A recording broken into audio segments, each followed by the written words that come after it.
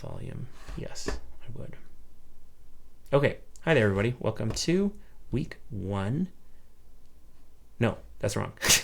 Week 3. Is it week 3? Yeah, it's week 3 of July. Let me just double check that real quick. Yeah, week 3 of July. We're learning the tune Something by the Beatles. For this beginner rhythm, for this beginner arrangement, let's just go ahead and do a quick review, and then we'll go over some of the things that we talked about at the end of class last week, which was the more complicated rhythm. Let me see here. Let me go X, mute all. All right, let's try that first rhythm for the beginner. It sounds like this: 1, 3, 4, and 1, 3, 4, and down, down, down, up, down. So, as per our conversation, Monique, just like I was saying before, this would be a really good opportunity to just practice it a little, right? You're not singing, you're not practicing chords. All you're doing is trying to replicate what that rhythm is. Now, remember, if you can teach yourself that you're not necessarily doing a set of directions, but more creating a pattern with your hand in consistent movement, maybe we can kind of turn our ear or our attention to just the sound we're creating. Yeah, let's go ahead and let off the strings. Open them up just like this.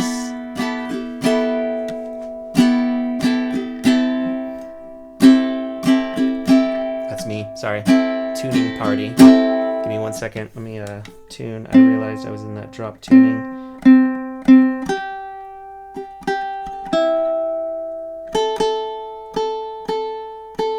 All right, let's give it a try. 2, 3, 4. Down, down, down, down, down. Beautiful. All right, let's try our verse section. 1, 2, ready, see. Something in the way she moves. Beautiful. C7. Attracts me like... Can't hear your sound. Oh, that's a bummer. Let me see here. Yeah, what happened? Audio settings got turned off. I think it's when I updated my thing. Audio settings, enable. Ugh, when did this turn off? High fidelity stereo. That should be good. Okay, cool. All right, let's give that a try. 2, 3, 4. Something. That's better. She moves. C7. Attracts me like no other. F. Love her. Something in the way she moves me. And A minor. Here we go. Don't wanna leave her now. You know I believe in D. Riff.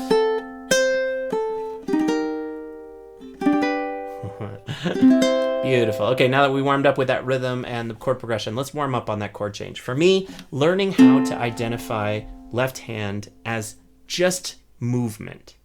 Think about it less as memorizing a chord shape, identifying that chord shape with your fingers, and then wiping it clean and putting a new chord shape down like this.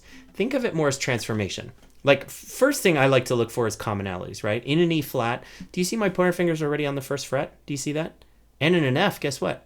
Pointer fingers on the first fret. So what I want to start to teach myself is that first movement can just be downward movement with the pointer finger. See how I jump here? Just like that. Now, do you notice how on this F chord, my pointer finger's on the G string, but on an E flat, it moves to the C string. Do you see? So if I can kind of like identify how these fingers move into that position, then what I can teach myself is kind of the connective tissue between an F chord and an E flat. So let's try some whole notes. 2, 3, 4, F2, ready, and we jump and kind of do the splits and then add our ring finger. Beautiful. And then 2, 3, 4, 2, ready, and last time 2, 3, and E flat. All right, let's try the riff. 2, 3, 4. Beautiful. Nice. Awesome. And remember that E flat to G transition, we can use this as our connector, right? Keep my ring finger anchored, and then my 2 fingers jump into the G. Yeah, beautiful. Let's try one more sequence. Let's go F to E flat to G. 2, 3, 4. 3, 4. Drop and open. Keep the ring finger. Nice. Let's try one more time. F, E flat, G. Nice. One more time. F, E flat, G. All right, now let's try it with the riff. Here we go. F. Beautiful. G and C. Nicely done. Awesome. Okay, so we've got that rhythm, and what we want to do if we're starting to get into the intermediate version, the more syncopated. Really what we're doing is we're taking, do you kind of recognize that most of the song is made up of 2 rotations of the rhythm per chord? I go C for 2 measures, C major 7 for 2 measures. And then there are parts where it's half of that. And so what we're going to teach ourselves is not necessarily 2 rotations of the same rhythm. We're going to teach ourselves 1 rotation of the rhythm we already know, and we're going to add another rhythm onto that. Okay, so if you can think about it that way, it's really helpful because it teaches us that, like, oh, we already know 50% of this rhythm. Even though it doesn't feel comfortable cycling this new kind of addition to it, we already know that first half, right? So let's teach ourselves the first half, or remind ourselves of the first half. 1, 3, 4, and. Okay? 1, 3, 4, and. Now what I want you to just practice is this: an up strum followed by an up strum. Now do you notice how after you do an up strum, your hand has to naturally fall down the strings to be able to come up for another up strum, right? Now this is what I was talking about at the very beginning before I started recording, was this is a quarter note. Just like this is a quarter note. 2 down strums in a row is actually the same duration and really the same musical notation, right? If I saw that as a quarter note, those 2 durations are identical. What's different is where they're happening in the rhythm, right? Do you remember when we talked about this little grid here? If I think about the rhythm as divided like this, when I hear a down strum on beat 3 and a down strum on beat 4, that's actually identical in terms of duration to as if I heard the end of 1 to the end of 2. The same length of time, 2 blocks or 2 eighth notes, right? Same length of time. It's really just where we are in the strumming. And, you know, this kind of relates to what I was talking about in that same conversation. That's really where you start to identify an up strum and another up strum. They can feel as comfortable as 2 down strums in a row, right? But we have to get used to it, obviously. And that's why I always call these rhythms syncopated, because they sort of are something that's happening. Emphases are happening on off beats instead of strong beats, which we're really used to doing. We're kind of used to this meter, but we're not used to this. 1, 1, right? Even though that's the same duration, when we start to place those emphases on the offbeat, it feels a little more unnatural. So we just got to get used to it. Cool? So let's try up strum, then another. And remember, this is the same length of time, right? That duration. Okay, so now what we want to try is just that rhythm and add another up strum after it. Down, down, down, up, up. Just like that. Can we try it? Down, down, down, up, up. 2 up strums in a row. Down, down, down, up, up. And ready, go. Down, down, down, up, up. Beautiful. Now, after that that next up, I want to put a down right after it. So it sounds like this. Down, down, down, up, up, down. Cool? Down, down, down, up, up, down. Ready again. Down, down, down, up, up, down. Ready, and down, down, up, up, down. Last time. Down, down, down, up, down. Beautiful. Now I'm starting to see it too. I'm starting to see a little natural movement in between those. It's funny because when you play 2 up strums in a row, you don't really ask yourself to have to come down across the strings. But do you remember at the beginning of this, you were like, oh, this feels really weird to play beat 2 even though I'm not strumming it. This is the exact same principle. All you're trying to do is teach yourself what's the smallest division in my rhythm, and can I move my hand in that way where it's playing or it's coming across the strings on every one of those divisions, right? That's what we're teaching ourselves to do. All right, let's try a few more. 2, 3, 4. Down, down, down, up, up, down.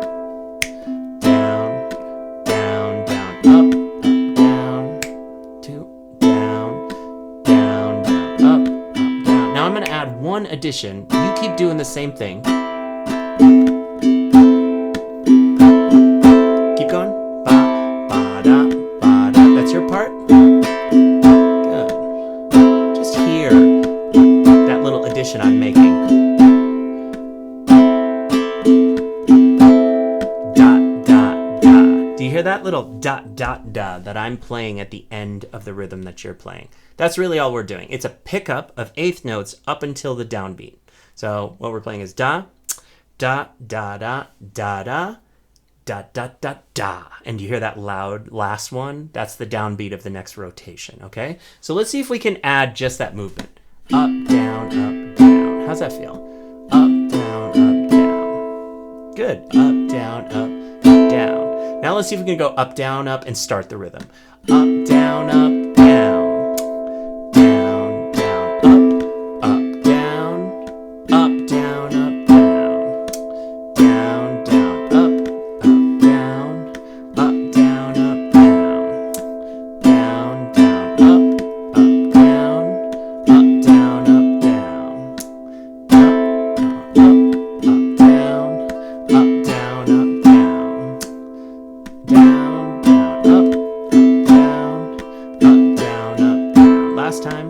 Down, down, up, down. Up, down, up, down. Okay, so now what I want you to know is that if I go to that rhythm, I want you to just take a look at something. I want you to take a look at spacing. So if I went here, can we see that right here in this little space here? Do you see how this duration, this distance, looks a little bit different? Do you see how this duration or this distance is 3 of these blocks? That's weird. Everything else is either, 4 blocks, which is that half note, that long space that we had. This is a quarter note, right? Occupy 2 spaces, and then the next sound is happening there. We have eighth notes, which are kind of right next to each other, smallest, shortest spaces. This is an odd one, right? This is what's called a dotted quarter note. It's a quarter note, this value here, plus an eighth note, right? So that little amount of space is a really unnatural feeling one, right? And this is kind of like playing into what we talked about at the very beginning. Because if you just hold your hand still for that amount of time, sure, you can start to teach yourself how to do it. But even better, if I hit the down strum there, I play through the next downbeat without touching the strings, guess what I'm set up for? The next up strum. Does that make sense? So now what I want you to try is this. This is the actual dissection of that part of the rhythm. I want you to play 1, 2, and then strum up. 1, 2, up. Just like that. See how I'm playing 1, I'm missing, and then I'm strumming up. Okay? Keep going. Da, da. And I'll make a little sound. Da. You feel it? 1, ah, da. Now do you feel how that off strum feels different? It doesn't quite feel as if you were going to go da, da, right? Da, freeze, da. It's more like ba, ba, da, right? Ba, da, ba, da. Now again, these are all probably conceptual ideas that feel very weird and strange to do. But again, what you're teaching yourself is that when you hear this length of time, this is how your hand moves. Does it make a little sense, like with our first conversation, why I would say this, right? A dotted quarter note is a very odd time to feel, but it's not an odd time to feel if you can feel the beat in between, right? If you could feel 1, 2, and 1, 2. If you can start to feel that in a continuous motion in your hand, what happens is you just start to identify it. You connect those two things like you're learning a language, right? When you hear that length of sound, your hand identifies that's the feeling that it makes to create that space. Cool? So now that we're doing that, I want to go back to this rhythm and see if we can play it with a little bit more natural movement. Okay? We're going to play 1, da, da, da, da, da, play on ba, ba, ba, right? That last little section, that last little sequence here, you almost want to feel this as a down strum. You just don't touch the strings. Cool? And I'm going to take the visual away because I don't want you to get too confused. But I want that feeling of that space to be there. 2, 3, 4. 1, 2, 3, 4, and 2, 3, and 4, and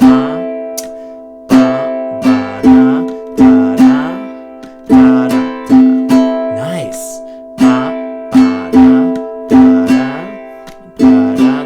Last time.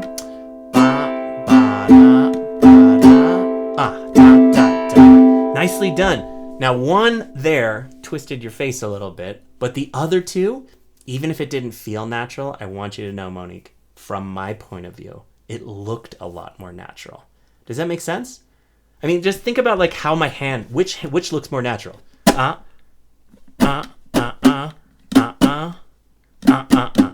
Like that. Do you feel how like jerky my movement is versus this? Da, ba, ba, da, ba, da.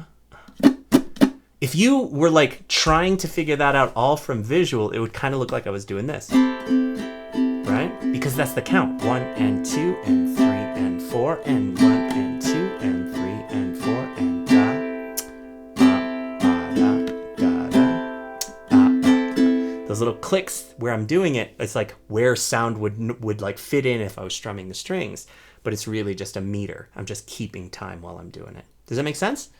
Again, even though it didn't feel natural for you, I just want you to know it looked a lot more natural. It actually looked really clean and good on those. So again, if you can get that feeling of muscle memory, what ends up happening is that's building a stronger foundation for any rhythm you're going to learn in the future, right? Let's try if we can try it a few more times. 1, 2, ready, again. Down, down, down, up, down, da, da, da. 1, da, da, da, da, da.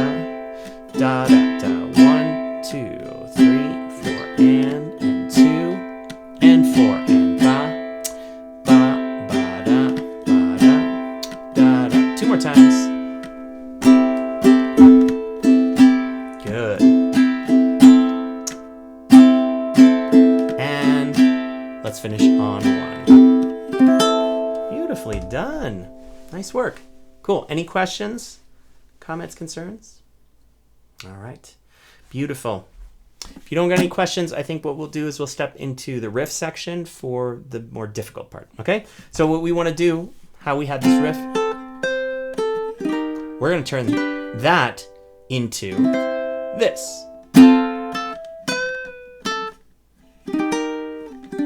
Now what you'll notice is most of it is the same. F chord, this is different, that's different, but then I go to an E flat, I go to a G, and then I go to a C. Cool? So first thing I want you to do is try this. Just go to, let's say the G string, just so we can work there, okay? Now what I want you to do is just play, let's go to the 7th fret. That's right in the middle of the string, okay? 7th fret. Let's go to the G string, okay? Now what I want to do is this, I want to play it up really fast like this, and then I want to take my middle finger and start to pull down.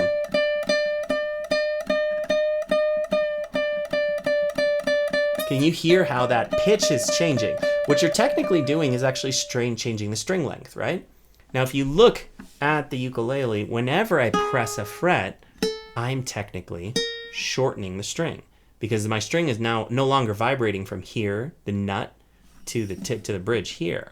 It's actually vibrating from whatever fret I'm pushing. See how I push down on 3? Now this fret wire becomes the end of the string. And that's why it's higher pitched, because it's shorter. And so what a bend is, which is the move that we're going to learn, a bend is basically taking that and using like direct pressure to manipulate the length of the string. And it's not a half step like you would hear when you move from fret to fret. It's kind of this microtonal, right? You can kind of hear this little slight bend and then gets higher and higher and higher.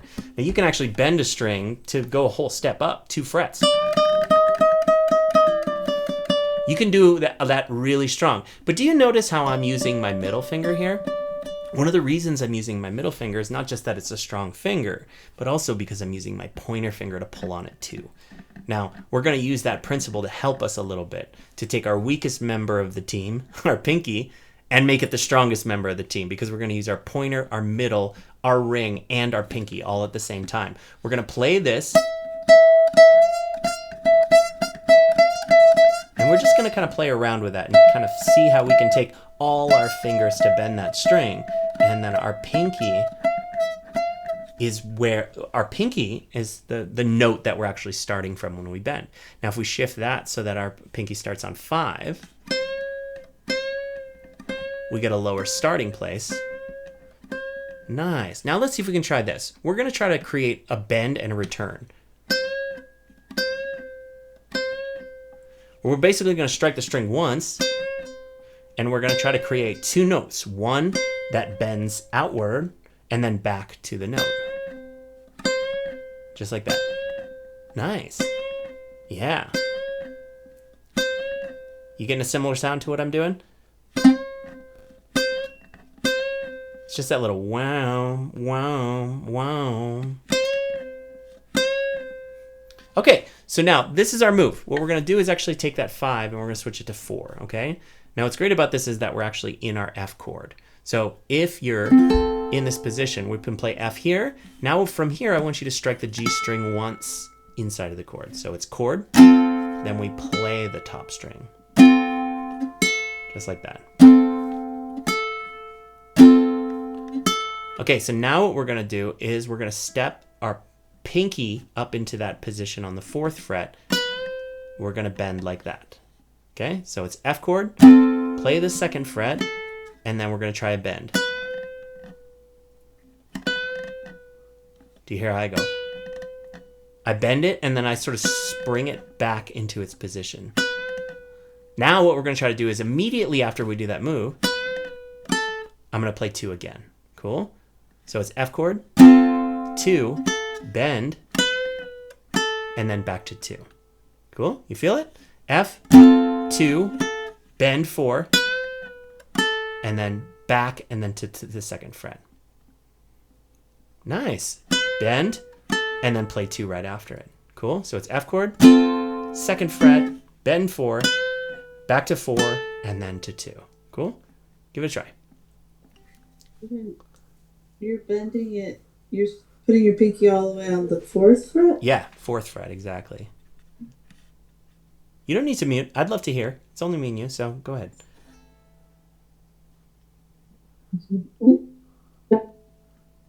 Okay, I have a low G, so it sounds weird. Ah, that's what's different. That's what's different. So when I want to do it, it sounds weird. Yeah, so if you do have a low G, I would say this is that the arrangement itself is not going to work. We're going to skip over this. We're going to skip over this, and we're going to actually go over some chords that we're going to be doing in the B section, okay? So what we want to do is we want to move, and again, low G, I want you to know you can still practice the technique. The idea of bending is the same, but it's not going to be the right note. It's going to be an octave lower. It's going to be the right note in name. It's not going to be the right note in register. Does that make sense? Okay, cool. So if we go to here, let's start to go over our chords for the B section, which are this: A, C sharp minor, F sharp minor. Now we've actually got most of the chords that we need: A, C sharp minor, and F sharp minor. This C sharp minor is the only chord that I would say is probably going to be difficult. Yeah, and you've actually kind of jumped to it. The easier version is going to be 0, 3, 3, and 3. So let's go ahead and look at that. It's here. Oh, I didn't put it in the beginner handout. Okay, I'm going to make a little alteration to this. What you can play for the easiest version of C minors instead of barring across... oh, I didn't even put the right name. Yeah, I got some editing to do on all of these sheets. So let's not use the visual right now. Let's just kind of go ahead and play it in our hands. C sharp minor, we're going to play 0, 3, 3, and 3 like this.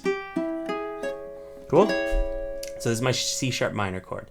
Let's go ahead and move to our A chord, which is what we're going to be jumping to. And I really like to use these fingers so it's minimal movement. Instead of jumping like this, if you can learn how to do it here, it just makes your movement a little less dramatic. Yeah, exactly.